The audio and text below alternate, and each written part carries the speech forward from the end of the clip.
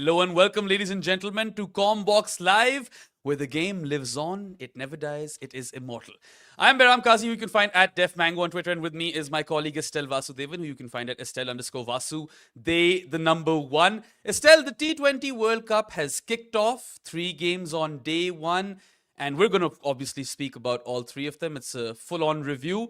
What a wild, wild day of cricket. Conventional wisdom seemed to have taken the back door. We got all three expected results with Pakistan, the West Indies, and India winning. But at times in each three of those games, you felt like the associate nation had a chance. Yeah, it was almost the perfect kind of day for a neutral fan, except that, Hmm. as you said, the results didn't, were the expected ones. Um, I mean, what's a World Cup day without Pakistan almost losing to an associate team, right? I mean, it was actually a fun day of cricket, wasn't it? Like, I mean, you get all this criticism about associate countries and how games are not competitive, and if you look at the result, probably people might still, like, if you didn't watch the game, people might say that, but the games were much closer than the results would suggest, right? Yeah, I mean, if you think about it, it was a perfect advert for the T20 World Cup because all 3 games had their moments. I feel like Pakistan was the likeliest of the full member nations who could have lost today, and that was just a weirdly wild game. But where do you want to start? We're going to discuss all 3 games. Do you want to go India first or Pakistan? Let's go India. All right. Well, India are the defending champs. They are the home team as well this time around, and they have a scary good unit. Probably one of the best teams to have ever been assembled in T20s altogether, and they are hot favorites as well.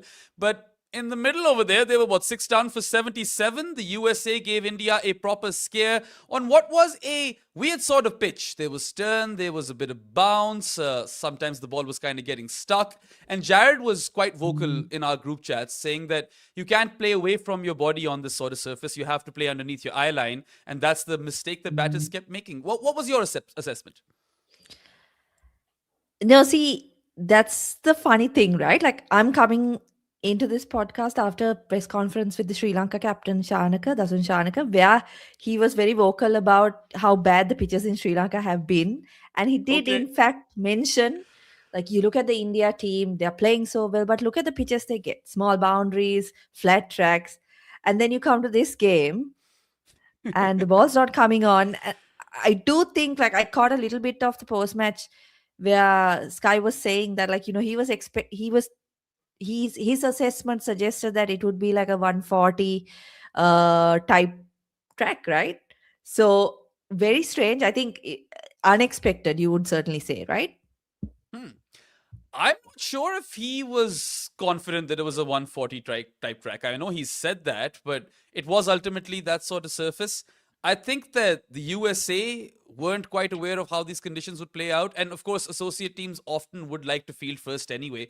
They don't want to bat first, not be able to put up a total, and then watch the game crumble in front of their eyes. But I mean, India were definitely tested on this Wankhede surface. It was rather odd. I don't understand why the curators went with it because if you are kind of making the conditions for batting a bit tough, then you are bringing the weaker team into the game, which is odd given that India is the host nation as well. And I mean, who expected that the USA would only lose to India by 29 runs? I feel like that's a moral victory for them. And for India, perhaps this was a good wake up call that perhaps like they might not always get those flat decks. And they are generally a really, really good team in whatever conditions they play, and their record speaks for itself. But this was quite a fascinating game. And I feel like, had the USA caught their catches, because they dropped like three, right? And that's a lot of drop catches. Like Tilak was dropped on 22 by Van Schalkwyk, but he got out right after.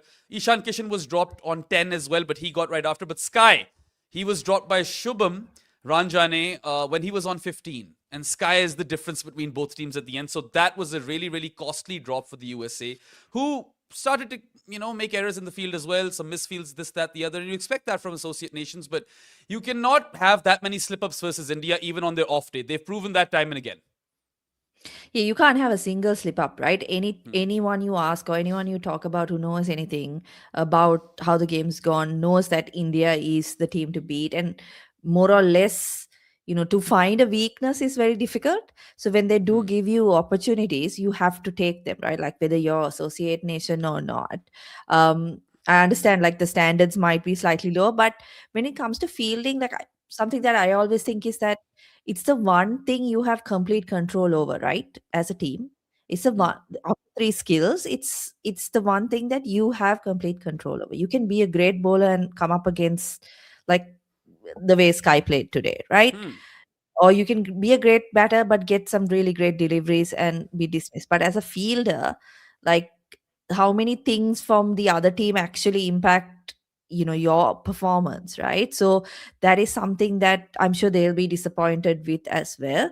But Hmm. India, I mean, I've got to say at 77 for 6, you still, I mean, for me it was still like never in doubt, right? They Yeah. would have, me they would have defended probably 120 or 110 Hmm. even. So it's just that kind of the team they've built. It's very difficult to see them losing. Yeah, I mean, they are as close to invincible as it gets in this format. And we saw in the Asia Cup, India didn't even play their best cricket and they won that tournament undefeated. And this was an associate nation. Lots of, Indians or people of Indian origin who are playing for the USA, for them, it might be a bit of a homecoming. But I'm really impressed by the way the USA fought over here. I agree with you that there was an element of, that still India, they'll manage to find a way to win when they were six down for 77. But I was thinking to myself that they probably have to, the USA probably have to restrict India around 130 to 140, maximum Mhm. 145. Maybe 145 was a bit too much actually for them. That's where they could potentially have a chance because the wicket was tacky indeed and it did bring them into the game. But of course, there's a lack of experience when it comes to the USA. There is an obvious lack of quality. And then India are India. They don't rely on the toss, they don't rely on the conditions. Most, games that they play against all opponents, they are mostly the favorites. So nothing was different over here. But at least, we got a fantastic start to the T20 World Cup. And I mean, the broadcasters will be happy. They haven't been too happy lately, have they? Yeah, and see, like I think, I don't know. I'm speaking for myself, I guess, when I say that like you'd rather see India tested and win, like even if you're an India fan, rather than Hmm. like see like a 250 plus score, right? And USA being bundled out for something really cheap. So I think it was a really good start for them as well, because you don't want to get complacent, right? At the end of the day, Hmm. no matter how good you are. So great start. I think it'll make them focus on some of the other stuff that they need to look at. Like you said, things are not always going to go their way, right? And they're going to have games where the top order fails, or you're going to need someone in the middle order to kick on and stuff like that. So it was good to see from India, but again, like I said, like to me, it's almost like a certainty that someone's going to step up and someone's going to find a way, because that's 11 match winners, right, in that side. Hmm. No, no, absolutely. I mean, I think there is some novelty in what you're trying to say is that, you are better off when you're tested in these sort of group games, and that kind of battle hardens you for, future games in the same tournament. And I mean, both India and Pakistan, they benefit from poor fielding, right? Like two drop catches in both those games. And in this one, if Sky was caught for 15, who's to say what would have happened, right? Because Yeah. no one else really clicks. And Sky scores more than 50% of his team's runs. India end up with what, 161 for 8? In their 20 overs. Yeah. And Surya Yeah. Kumar Yadav, he was unbeaten on 84 of 49. And his 50 came off what, 36 deliveries? And then he just goes berserk later, accelerating like crazy. I think he pitches 21 runs off the last over of 21. Yeah. Netravalkar. And Netravalkar goes for 65 runs, wicketless in his 4 overs. So, not a very good first outing for him in this T20 World Cup as compared to the last one. But Sky really was the difference between both teams, and he's really come into form at the perfect time for India. He's the captain as well, played a captain's knock. It was a top effort because his team was under pressure. The wicket wasn't a straightforward one, but this is his happy hunting ground. He is a Mumbai Indian, and this is where he plays all of his IPL cricket. Yeah, the numbers are like 84 of 49 for Sky and 77 of 71 for everybody else, right? So, Yeah. I mean, that shows what a massive impact he had on that innings, and at the end of the day, got the job done for India. Just that, I think there is also an element when you look at a lot of associate nations and probably lower ranked countries as well, is that sometimes you get like great performances in patches, but like a complete performance is very difficult to see.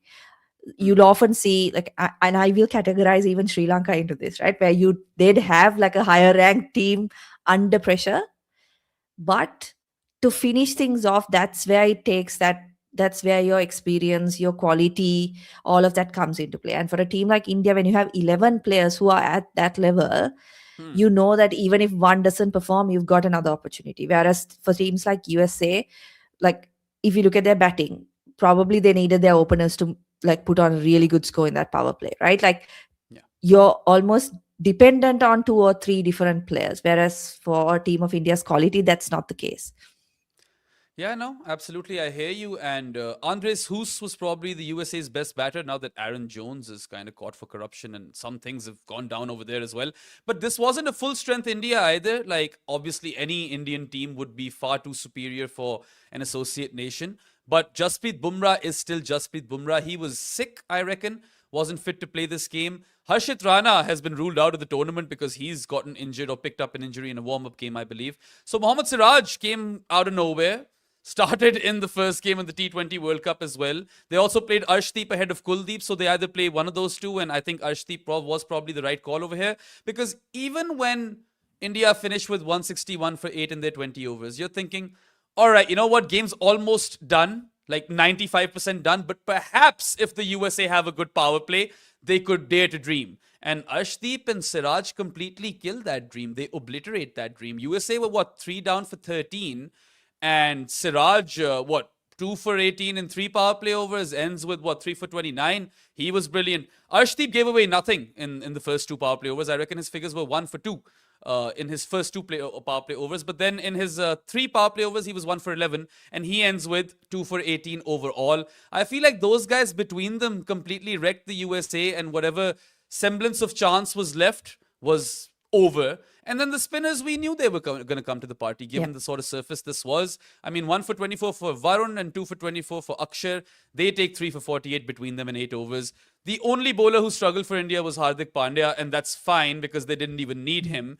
And this bowling attack is going to be potent even without Bumrah. But if it's a better team out there, a full member nation who could challenge India, perhaps that could be something, that could be an Achilles heel. But then again, Bumrah would play those games. Yeah, I mean, and you can't. It's not that because they had a collapse in this game, they're going to have one in every game, right? Like Hmm. it's going to be different in games to come. But as you said, chasing that total, the power play was going to be really important, given the fact that Chakravarti is going to come into the game later on, and Akshar Patel is going to come into the game later on, Hmm. given the pitch, right? So they really needed to get the first 6 overs right, Yeah. and that Yep. didn't happen. And once that didn't happen, it was always, I think, more of getting to a respectable total. I think they batted well actually to get to that total. They didn't look. I mean, they kind of looked unfazed until those 2 wickets in Akshar Patel's over. It was almost like there is an outside chance of chasing this down, right? But like I think for a lot of these lower ranked teams, the first 6 overs, the power play is going to be very important in both innings. And if they get that right, they might stand a chance. Yeah, I mean, India's weakest phase during the bowling innings is surprisingly the power play, so they had to cash in over there. Otherwise, this was a lost cause. It was already a lost cause after Sky's unbeaten 84 of 49. And I mean, it's amazing how that's just one batter who clicks for India, and that's all they needed.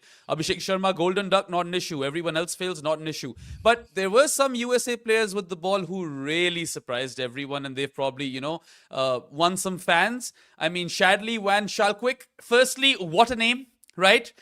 He's a pretty good looking dude as well. I'm sure you'll agree over there. And he dismisses Ishan Kishan, Tilak Verma, and Dubey in his second over. 3 big wickets. And yeah, his change of pace or off pace off deliveries were fantastic. Ended up with what, 3 for 10 in 2 power play overs and 4 for 25 overall. I feel like he's definitely made a mark. And then the spinners were also really good. Harmeet Singh, 2 for 26. It's almost as if you are a finger spinner playing in India and your name starts with the word harm, you're going to do well. Harmeet has proven that theory. And Mohammad Mohsin, the wrist spinner, 1 for 16 and 4 overs for him.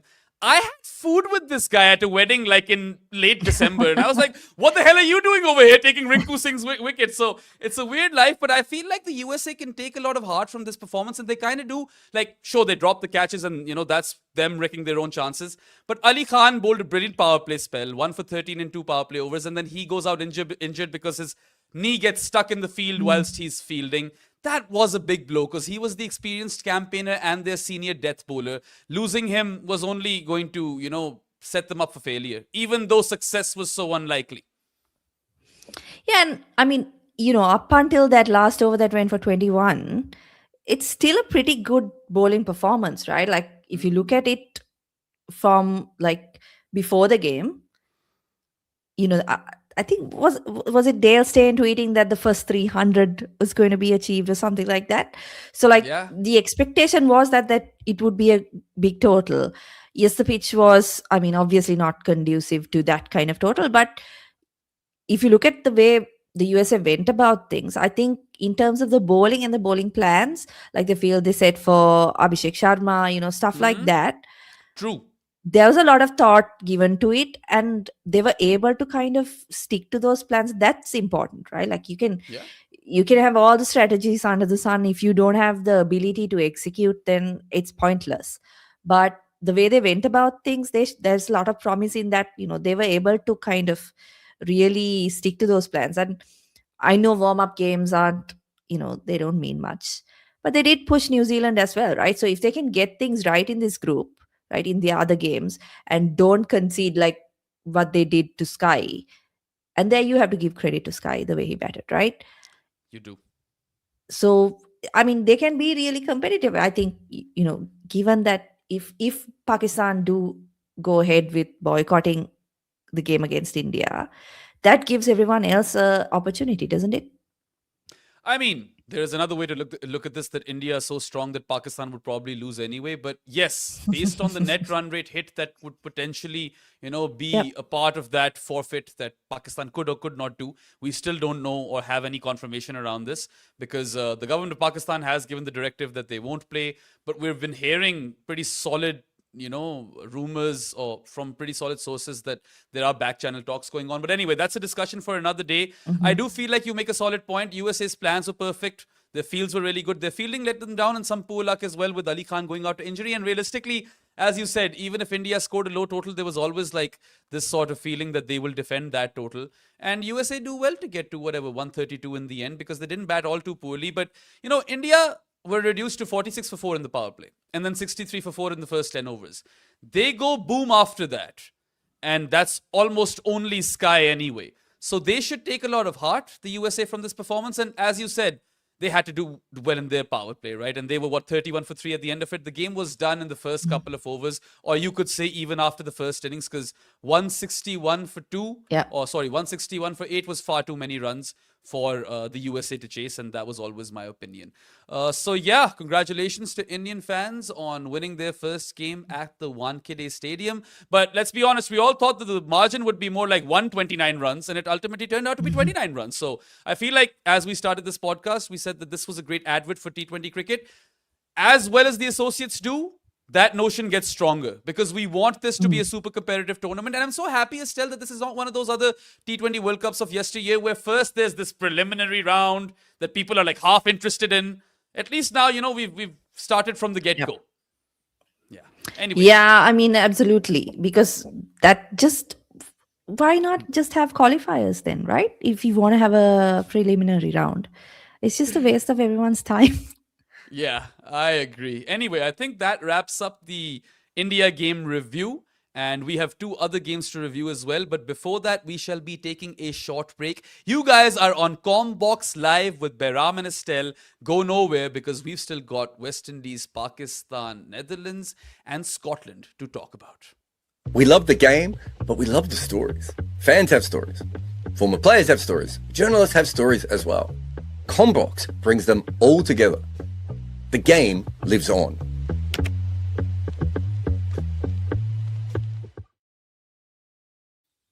Welcome back to Commbox Live. You guys are with Behram and Estelle, and we are currently reviewing day one of the T20 World Cup, all three games. The India game review is over, so if you're just joining us and want to listen in on that, you can go, listen to the first segment.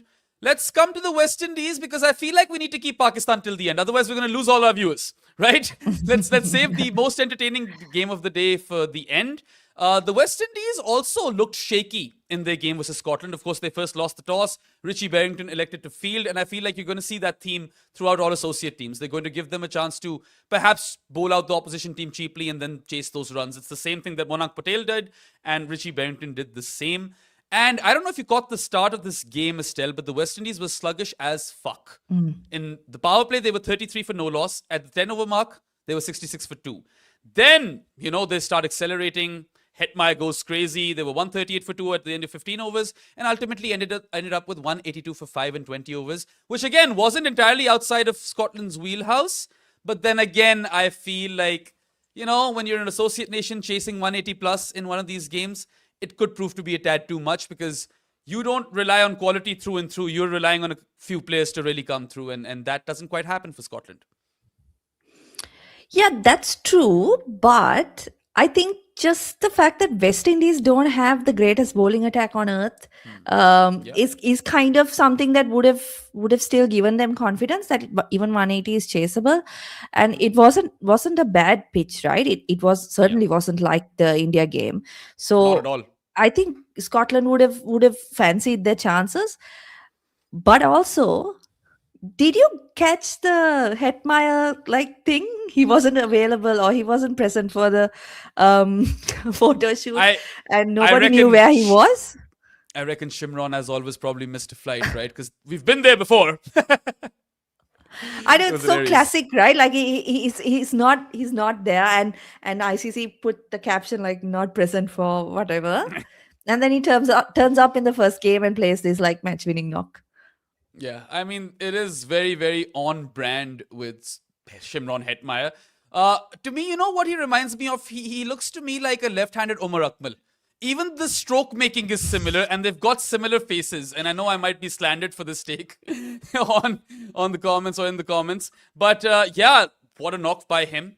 22 ball half century, batting at number 3 after the West Indies have started quite sluggishly. This was, in fact, the fastest 50 by a West Indian batter in the T20 World Cup, which I was really surprised by because we've seen some legends come out from the Caribbean nations. And yeah, you could say that he got lucky on occasion. I think twice the ball landed in no man's land. But that's the nature of the beast. That's T20 cricket for you. And he does slow down towards the end. So if he gets to his 15-22 balls, right, he ends up with 64 of 36. But it didn't quite matter because he had given West Indies the boost that they needed at the right time. And he took a splendid catch later on as well. So we know that he's this X-factor player. I love myself a left-hander anyway. And he did kind of take that target outside of Scotland's reach, even though I agree with you, the West Indies bowling isn't at that level. But I feel like had Scotland restricted them to 160 or something, they could have very well won this game. Yeah, I mean, it's a lot of ifs and buts, but I think you make a good point early on in that when it comes to like associate teams, you're not going to see like, so if you want 180 chase, you have a couple of players you have your eye on, right, who need to get runs. It's not going to be like anyone gets going there chasing that down. So I think that was what worked in the West Indies' favor, in that you got to get these particular players out and then you're okay. From Hetmeyer's point of view, it's crazy, right, when you watch a player like that. And I saw a couple of posts even about Nicholas Pooran, right, who's not in international cricket anymore. It's such a pity because these are the kind of guys who they just have something different, right? Like when they get going, they can do something quite special. And I think Hetmeyer is that type of player as well. I mean, I don't think I know enough to comment on his like disciplinary stuff, right? Obviously he's had like issues in the past, and here too we don't know exactly what happened and why he was not with the team at that point. But like when you see players perform like this, it's difficult to kind of say that maybe the disciplinary issues should have an impact on whether he plays or not and stuff like that, because they are kind of they offer something different, right? Yeah, I mean, he is a very, very explosive power hitter, very dynamic batter, can take down pace and spin. And the way he was just going for that full swing of the blade and connecting those balls and smashing sixes for fun. Sure, he might have gotten lucky at on a couple of occasions with the ball falling in no man's land, but that's again part and parcel of the gig. And I feel like, you know, T20 cricket, at least in the modern era, it hinges on your match winning batters and bowlers and all of that stuff. Like impact knocks. And Hetmyer does that. He might have slowed down later to end with 64 of 36, but that's a 22 ball half century when the West Indies are struggling to score quick runs. So I feel like he gives them the much needed momentum and gets some support from Rovman, Powell, and Sherfin Rutherford, the trio of whom it's quite a good middle order, by the way. Like, you take it in a blink of an eye. Those guys are very, very sorted, the West Indies, when it comes to their middle order batters. And, I feel like the West Indies also, they were quite clever with the ball in the sense that I remember there was one point where Scotland needed like 69 runs in 7 overs and they had like 7 wickets in hand or something like that. And around that point, they reintroduced Jason Holder into the attack, and he's going to bowl those pace-off deliveries at a hard length, and he's going to bowl those cutters. Holder initiates the wicket taking from that point on, and then Romario just goes crazy after that. Like, Romario Shepherd ends up with 5 for 20 in 3 overs, and in his third over, he takes 4 wickets, including a hat-trick, the first hat-trick of the 2026 T20 World Cup. He also picks up a spectacular catch, and yeah, I mean, I feel like the West Indies, if they can have a good bowling tournament, perhaps they can be a dark horse. But to that earlier point, their batting probably has to do more of the heavy lifting, I suppose. Yeah, I mean, it's very difficult to see how that bowling attack wins them a tournament, right? Yeah. Just not just on paper, I think on form, they haven't really had too many like spectacular performances. So it's got to be the batting that does the heavy lifting, as you said. Like, they've got to get runs on the board and then hope that there's something in the pitch for the medium pace type bowlers or the guys like Jason Holder who get that hard length. But otherwise, it's going to be tough. I would say compared, and I hope I'm not wrong because my takes can be, bit. It's okay, Estelle. You're recording a show with me. You should feel comfortable and at home.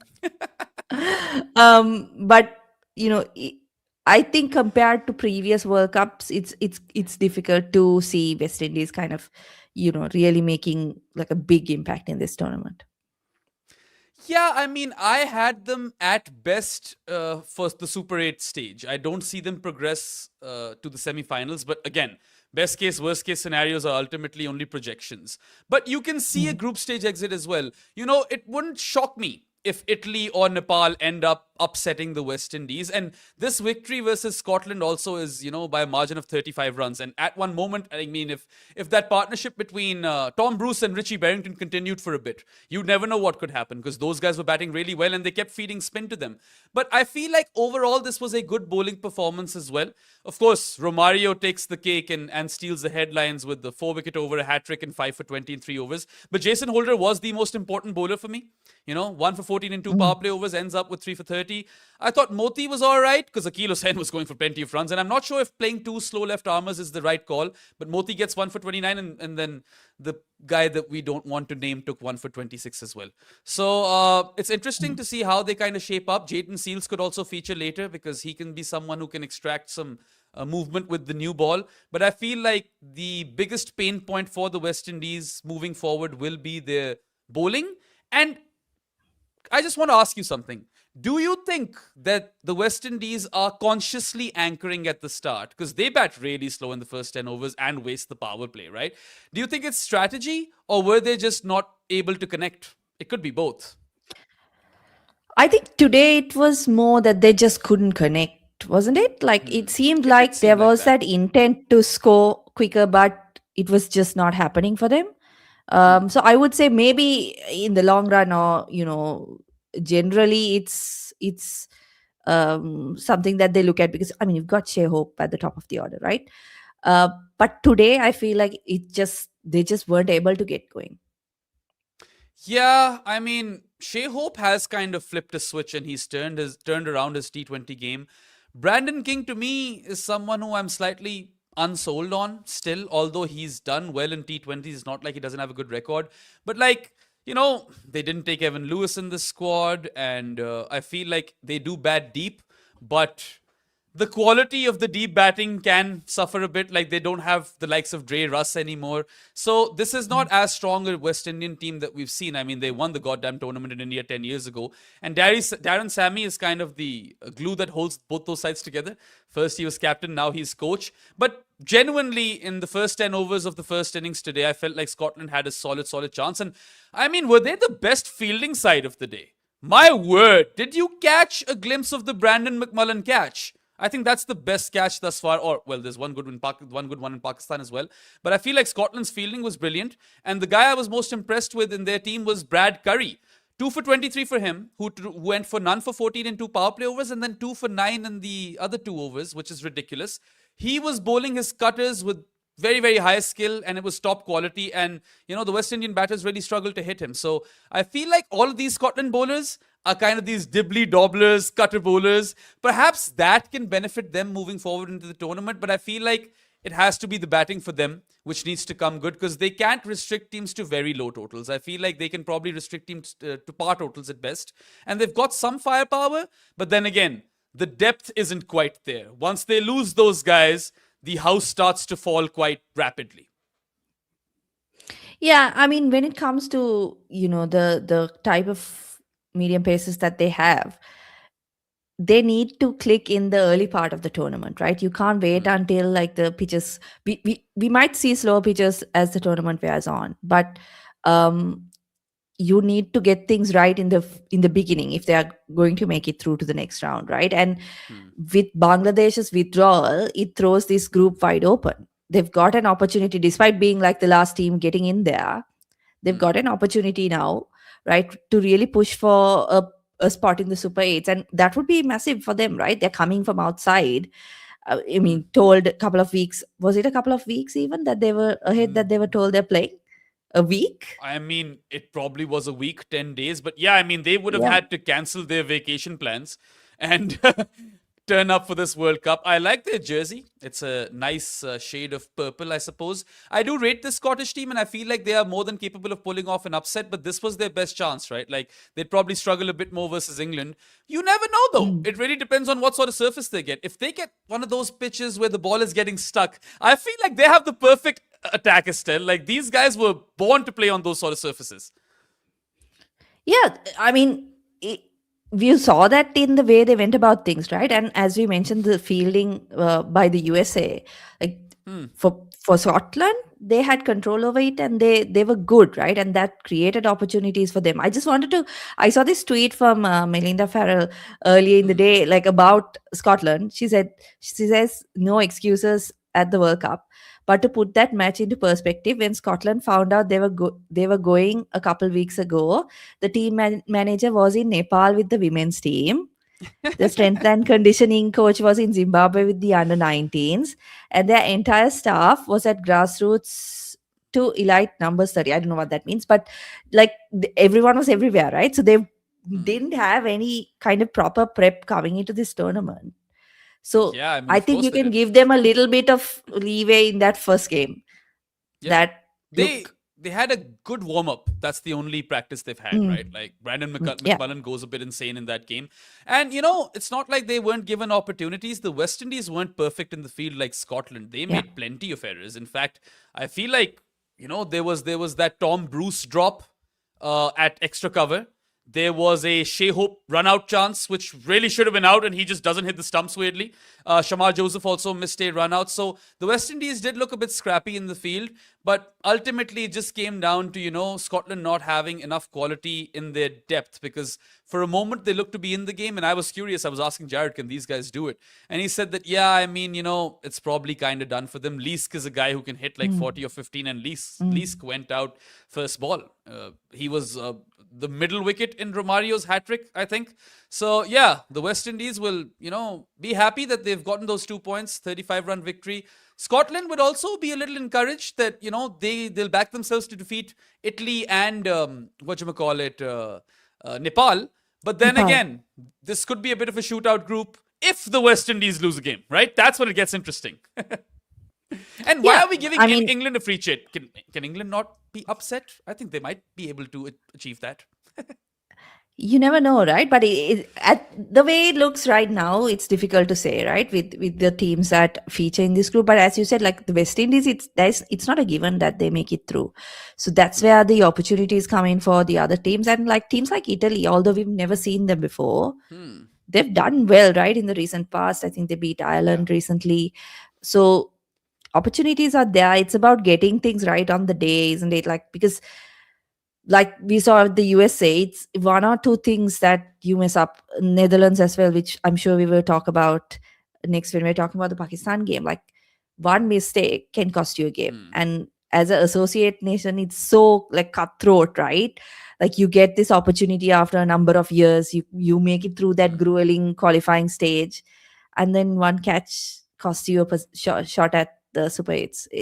I mean, it's Absolutely. sad, but that's how it goes, right? Yeah, and also I feel like you really need to cash in on the power play if you're scoring or chasing down anything in north of 150, 160 over here. Scotland also falter, right? I know they come back strongly, but at the end of their power play, they were 38 for 3. And at the end of 10 overs, they were 72 for 3. So, if you have half your innings left and you need to score at more than like 10 runs and over, even if you have wickets in hand, if in your associate team, you might tend to struggle. And I think at the 15 over mark, they were 125 for 5. Even then, I gave them half a chance if someone plays a blinder, but that doesn't happen. They're bowled out for 147 in 18.5 overs, and they're Romario'd, essentially. Hat-trick Romar hero. And that game's done and dusted. Before we move on to the next one, of course, we have a super chat from Gagi. And she says, palpitations in the first innings, Surya take a bow. I bet that was quite a nervy watch for you, Gagi. I think that's the one thing where Indian and Pakistan fans can kind of unite over here because their teams gave them a proper scare. Pakistan fans even more so. But with India, there is always that inevitability that even if they score a below par total, they could potentially defend it, even if they don't have Bumrah. And I agree with Estelle. I thought to myself that 150 is more than enough over here for India, right? Like, that's what I was thinking in my head. And when Sky goes berserk, right, towards the death overs, I was like, yeah, this is, game, set, match. I don't even care about the second innings anymore. I feel like this is game over. And full credit to Surya Kumar Yadav because he stood up as the captain, 36 ball 50 and then unbeaten 84 of 49. Showed a lot of character, played the ball underneath his eye line and then went for his weird scoopy shots, which I feel like he is the best at, right? Like kind of just maneuvering the ball in a certain direction by kind of shuffling and going for those awkward body positions. He really revels in that sort of role, and that is really his USP. And now we talk about Abhishek Sharma as being the anomaly, but Surya Kumar Yadav was the anomaly before Abhishek Sharma. So this is a guy who was woefully out of form, but he's caught form at the right time. And I mean, he only bolsters India's chances of defending this World or T20 World Cup title on home soil. So I feel like, Indian fans can breathe a sigh of relief, but they shouldn't be too worried because I feel like worst case scenario for India in this T20 World Cup might be semi-final exit. And that is saying something because obviously anything can happen in a knockout. All right, then we have successfully reviewed 2 of the 3 games. We've got Pakistan versus Netherlands to go. But before that, we will be taking a short break. Go nowhere. Stay with us on Commbox Live. We will be back after a very, very short break. Cricket fans are smarter than ever before. But what they're offered is clickbait, lazy punditry, and SEO noise. Commbox is for people who actually love the game. Smarter analysis, real conversations. Commbox, the game lives on.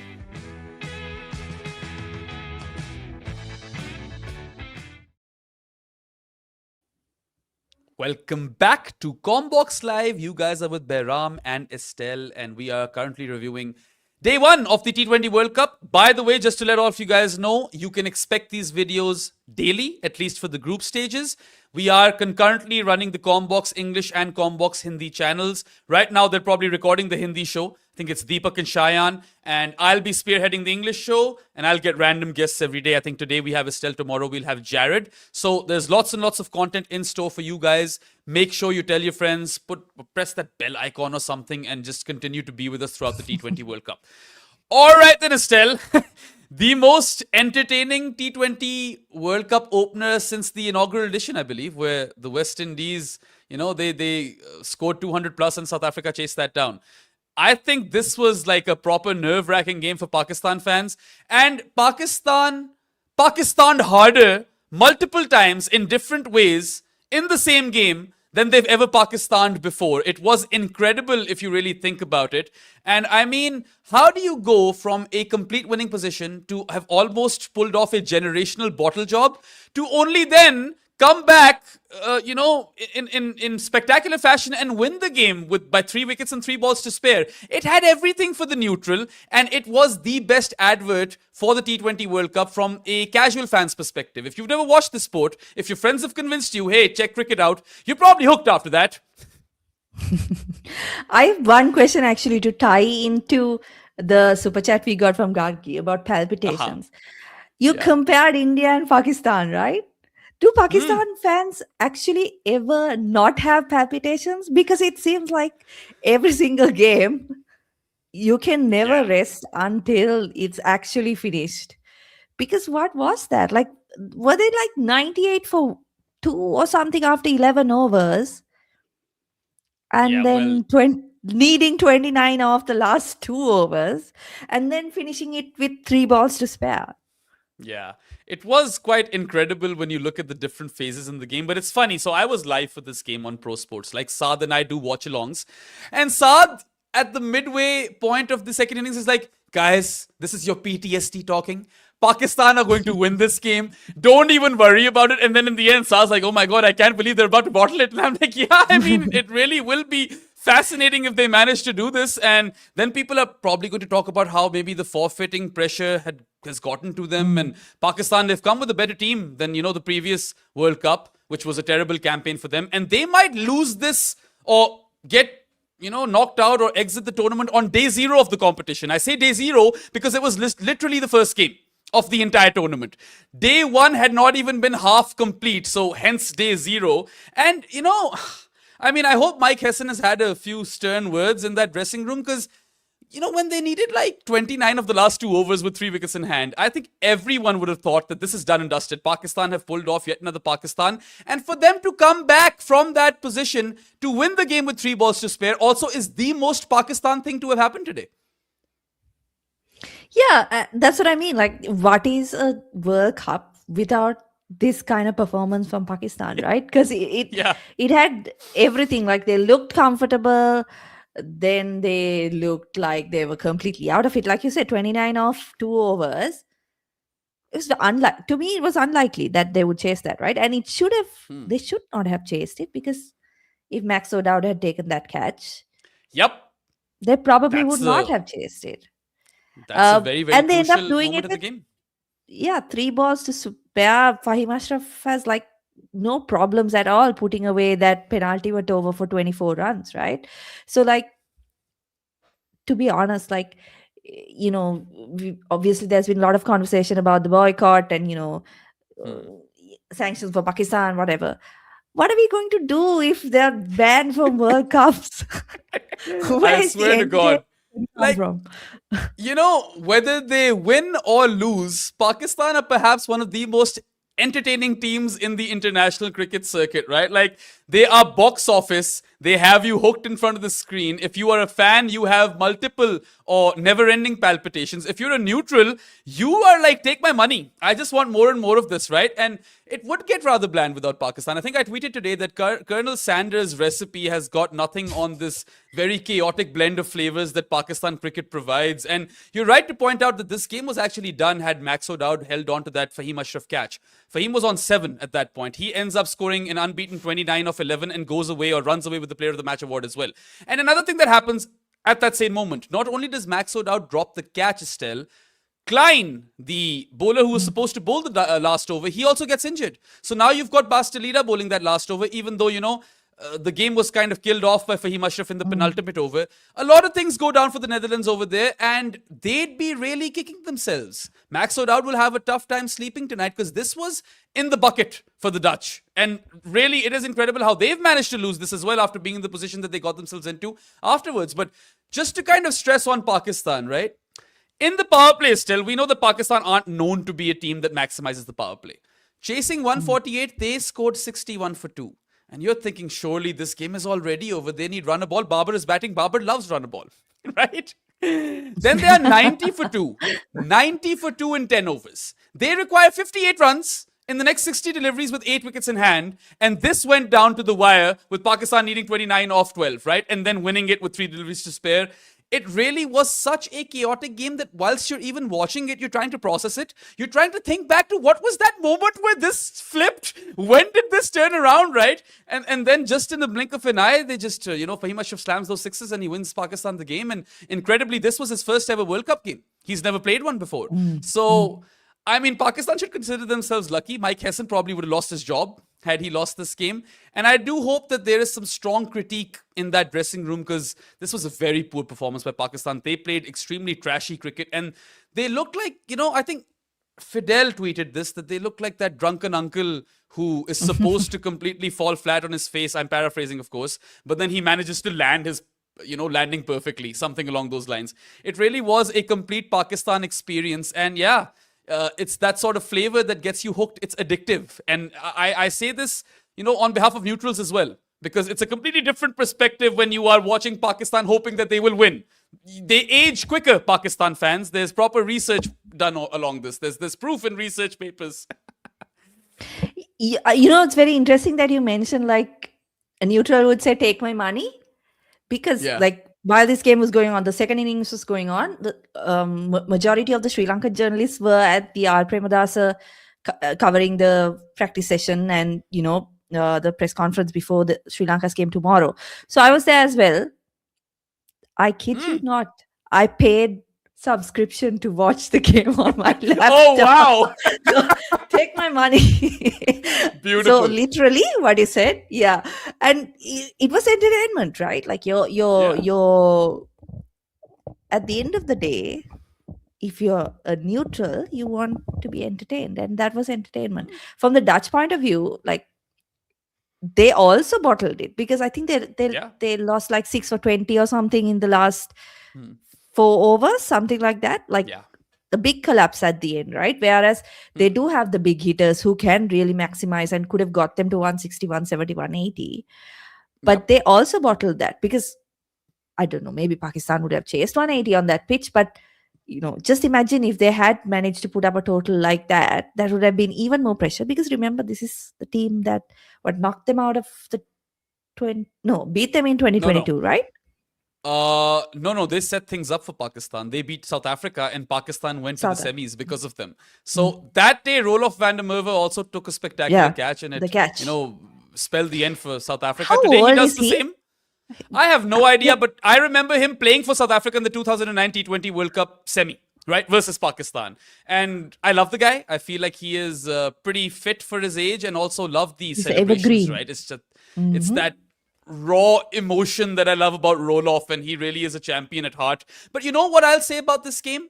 This was a very, very good toss to lose for the Netherlands. I am sure that Pakistan, Mike Hesson and Salman Ali Agha were completely fooled by the conditions over here. Salman Ali Agha opts to field first, thinking that there's a lot of grass on the pitch. And there was grass on the pitch, but it was like dormant grass, right? The grassy deck didn't really have an impact. There wasn't much in it for the seamers as such. And they probably thought there was rain around so they can extract some moisture.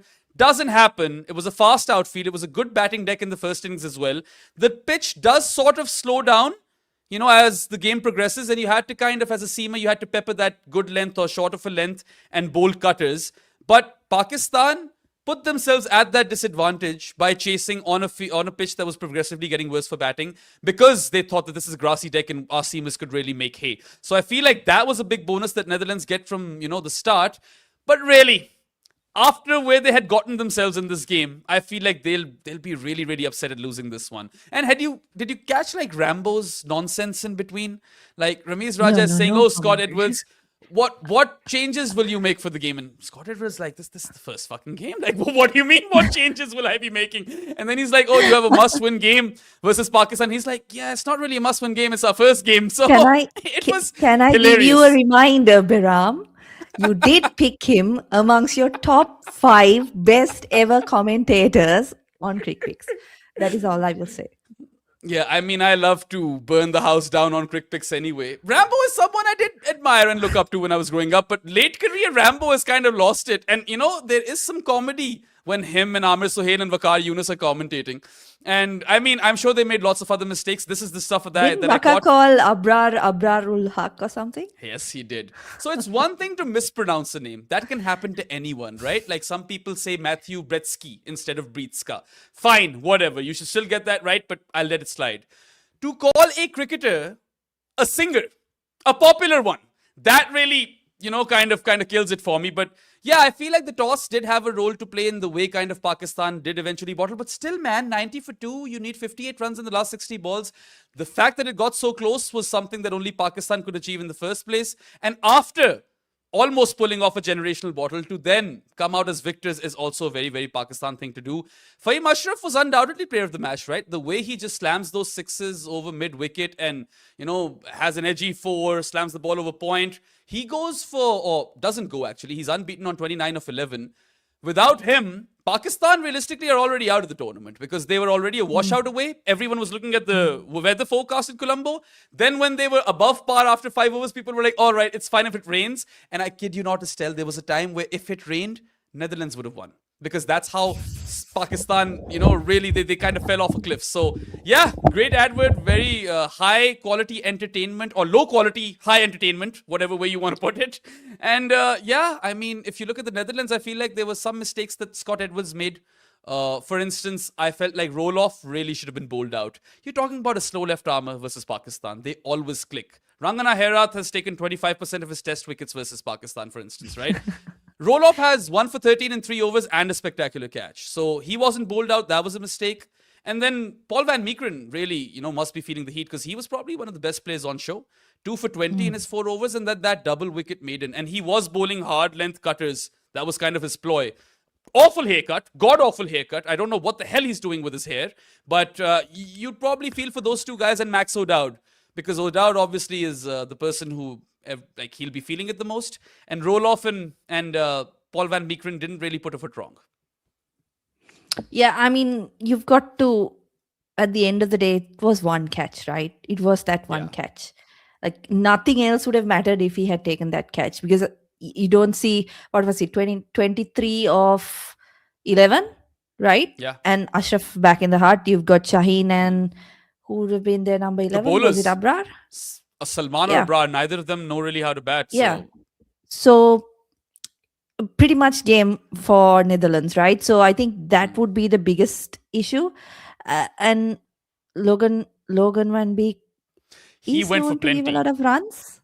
Yeah, he does produce a lot of those overs, doesn't he? Yeah, I mean, look, he can be clutch, as we know from the time when the Netherlands knocked out the West Indies, right? He was the guy who smashed the ball in the super over. And I feel like he provides good three-dimensional utility.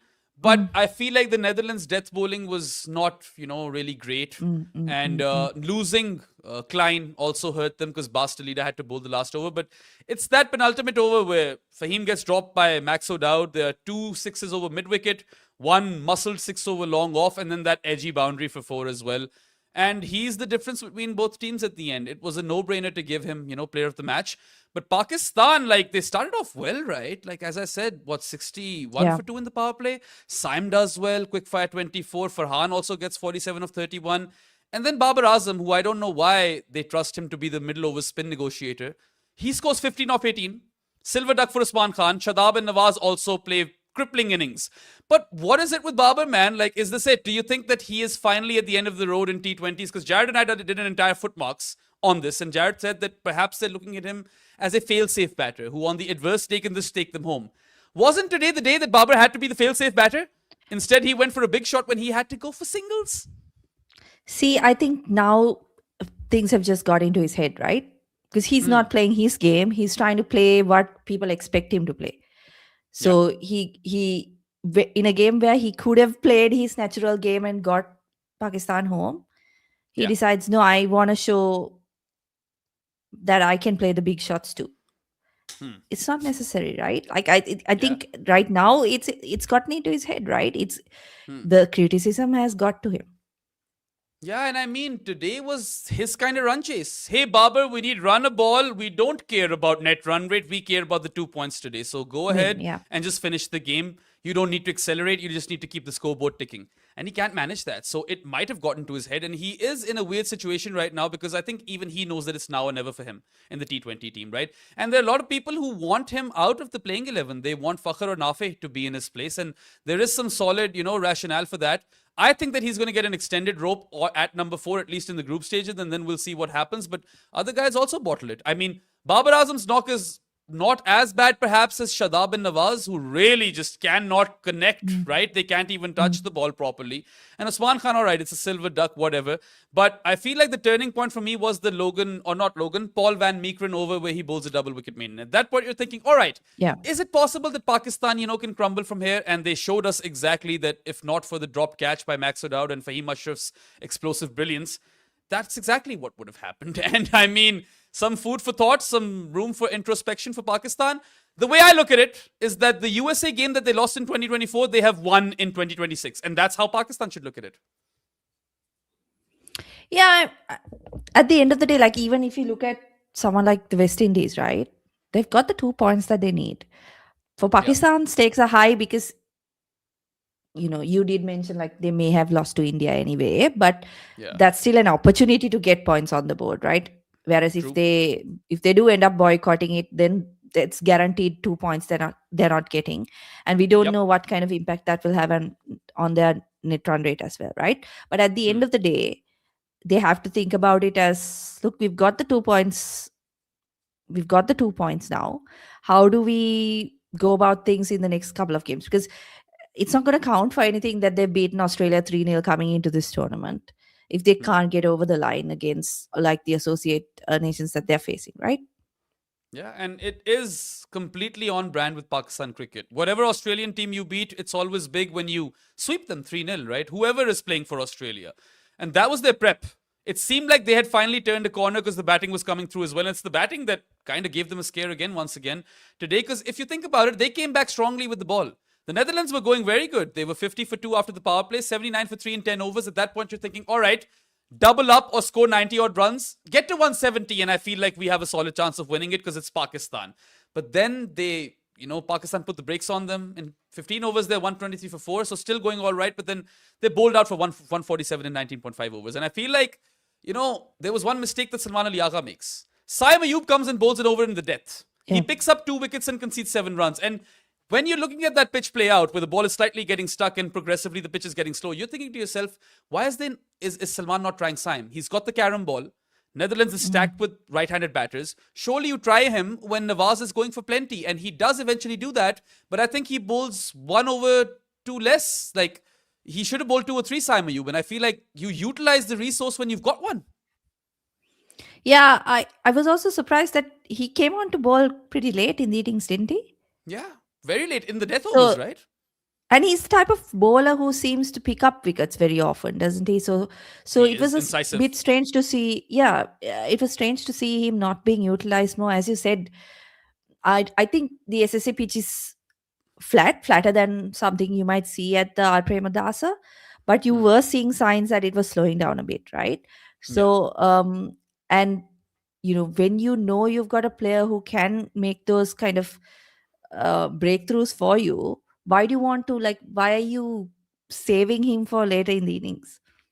I was worried he wouldn't even give him an over, so I was pleasantly surprised that he did. And if Sam doesn't take those 2 wickets and go for 7 runs in that over, you never know. The Netherlands might get more than 147. But Pakistan actually have a very hot and cold day in the field. I don't know how much of this game you caught, Estelle, but there was this one catch, a parried catch that Babar Azam, kind of flips back and gives it to Shaheen, and they complete that catch. I thought that was a spectacular effort. Babar takes another catch in the deep. Bad batting day, but good fielding day.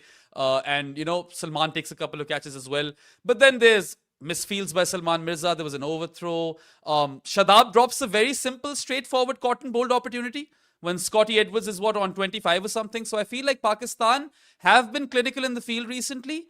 In this game, you don't really know where to place them because Netherlands were the better fielding side. Barring the drop catch by Max O'Dowd, the Netherlands were brilliant, right? Like spectacular. So there are areas where Pakistan can improve. Usman Khan's keeping was good. That's a plus because he's a makeshift sort of serviceable keeper, right? I feel that because they've survived the scare, perhaps that can battle harden them and perhaps prep them better for the other 2 games versus the associates because whether or not the India game happens, they've got to beat the other two associate nations if Yep. they want to progress to the Super 8 stage. And the bowling did well ultimately. The only poor bowlers were Shaheen, who goes for 1 for 28 in his 3 overs, and Nawaz, consistently short and wide. He was poor. 2 for 38 for him. But if you look at everyone else, I think Salman Mirza, right call to play him. He picks up 3 for 24. And then you've got Abrar, who's been in really good form. 2 for 23 for him. And we talked about the Saim over as well. So overall, I feel like, yes, they stuttered big time and they would have made headlines had they lost this. They've made headlines by not losing this as well. But there are some positive signs that they can carry through. If they can just figure out how to not completely crash when they are chasing something and the pitch slows down, perhaps they can be competitive. Yeah, the one big, I think, not big, well, it is an advantage that they're going to be playing all their games in Sri Lanka, right? In that it's conditions that they can get accustomed to, Yep. and they don't have to travel a lot. So Yes. that is one thing. Just one point about the Barber catch, actually, right? I don't know how much you could see on the broadcast. I was at the grounds. He made a Oh. huge amount of ground, right? Really? He made a huge amount of ground to get there. He wasn't at, like, was it mid off? He wasn't at straight mid off. He was quite wide. So when the ball went up, he had to make a huge amount of ground. So it was actually, I think, I don't know what, like, you saw on the broadcast, but it was like a very, very good catch because of the amount of ground he made. And Shaheen as well, right? The awareness to actually make it there by the time he threw the ball back in. So that was, I thought, like, first game of the tournament. Pretty special effort. Yeah, I mean, you don't expect that sort of stuff from Pakistan. I know they make some errors in the field, but that Hey, catch you really makes a expect difference. spectacular and horrendous, right? Yes, it's just those two ends of the spectrum. You don't expect middling. The results end up being middling because they're either spectacular or absolutely useless. But yeah, I do agree. That catch really turns things around for Babar, and at least that'll give him some confidence because he's not doing much with the bat. Also, I felt Shadab Khan, poor day with the bat, but unlucky with the ball. There was this one boundary which goes because there's a misfield. There's this one catching opportunity where the ball falls in no man's land. He ends up with none for 26, where I feel like he actually bowls a lot better than that. And I like the way he's kind of bowling these days after his rehab. So I feel a lot hinges on Shadab Khan if Pakistan are going to have a good campaign, because he's been their MVP in some of the better tournaments that they've enjoyed, like the 2021 and 2022 campaigns. He's a senior player as well. He's their best fielder. I feel if Shadab Khan ends up having a good T20 World Cup, perhaps Pakistan can make a semi-final run, because if they make it to the Super 8s, it's a favorable Super 8 group, provided Sri Lanka, New Zealand, and England make it there. Because the three best teams, according to me, in this tournament are Australia, South Africa, and India, who are probably going to be pitted against each other. So in that regard, there is a world in which Pakistan could make a run. But I mean, based on what we saw today, surely no one can label them contenders. They cannot be contenders after that performance. I just think, like, they've got to find a way to bat better, right? Like, they've got to find, like, yeah, Shadab is important, but they've got to put runs on the board. If not, they're going to struggle in this tournament. Yeah, big time. And I feel like we might have another couple of games over here with the associate nations, Pakistan playing them. And, you never know. Pakistan could lose one of them. You could get a repeat telecast of this game, or perhaps Pakistan are dominant. That's the beauty of Pakistan cricket. You never know what to expect. Only a fool would make bold predictions with respect to what they can do, because every time they have won things, they look completely down and out in those particular campaigns as well. Like, that's been the theme, right? In the Champions Trophy that they win, they are obliterated by India in the first game. They're also the 8th ranked team. In the 1992 ODI World Cup, they're almost gone, and they're relying on other results and rain and stuff like that, and it all works out.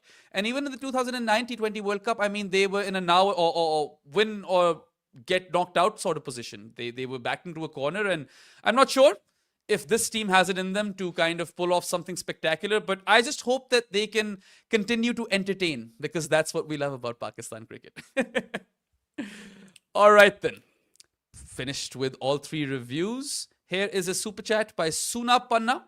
Thank you so much, Suna, for the generous super chat.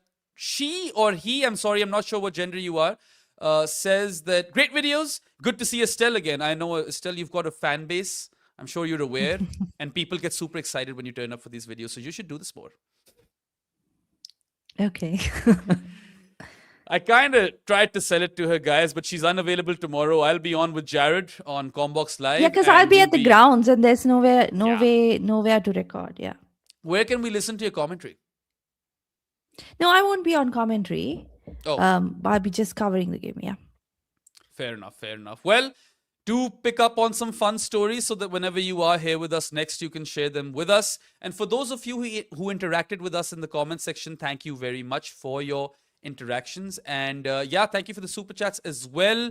Continue to watch Commbox live videos. We're on the Hindi channel as well, and this is Commbox English. We're going to do daily shows and stuff, and it's going to be a power-packed and fun month for all of us because it's the T20 World Cup and it's an absolute festival. So take care, guys. Have fun, and we'll see you tomorrow. All right, then. Cheers. Cricket fans,